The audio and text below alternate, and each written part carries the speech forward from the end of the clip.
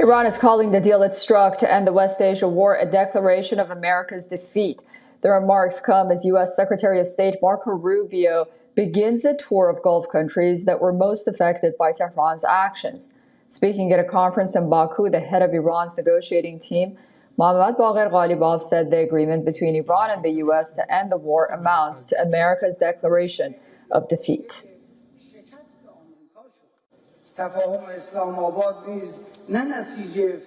Islamabad understanding was also not the result of pressure and coercion, but rather the result of the resistance and authority of the brave Iranian nation. An understanding that showed that dialogue can only be successful when the other side abandons imposing its will on a civilized nation and accepts our rights. For this reason, the Islamabad Memorandum of Understanding became a declaration of America's defeat.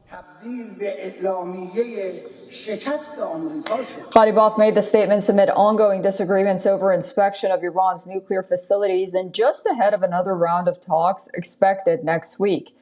The talks follow last week's Memorandum of Understanding mediated by Pakistan, which formally halted the fighting and opened the 60-day negotiation window toward a final deal. On the nuclear question itself, the International Atomic Energy Agency has added another layer of complexity.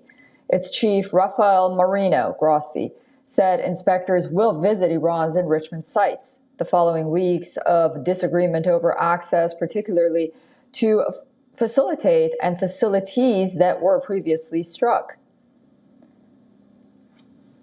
So we will be working on the modalities, dates, procedures, places very soon, and the inspections will indeed take place. Iran continues to insist that its nuclear program is peaceful in nature. At the same time, it has enriched uranium at levels that exceed what is typically required for civilian use, which remains one of the core points of international concern. The dispute also extends to finances. Both sides are still at odds over frozen Iranian assets held abroad. U.S. President Trump has said that any unfrozen funds should be directed toward food and medical imports, effectively limiting how Iran can use them. Washington has already agreed to a 60-day suspension of certain sanctions. That step allows Iran to resume limited oil exports and receive payments for them, providing some economic breathing room during the negotiating period. In the latest, Trump has also said that he has been assured by Iran that no fees will be collected from ships in the Strait of Hormuz as these negotiations continue. At the same time, the U.S. is also working the regional circuit.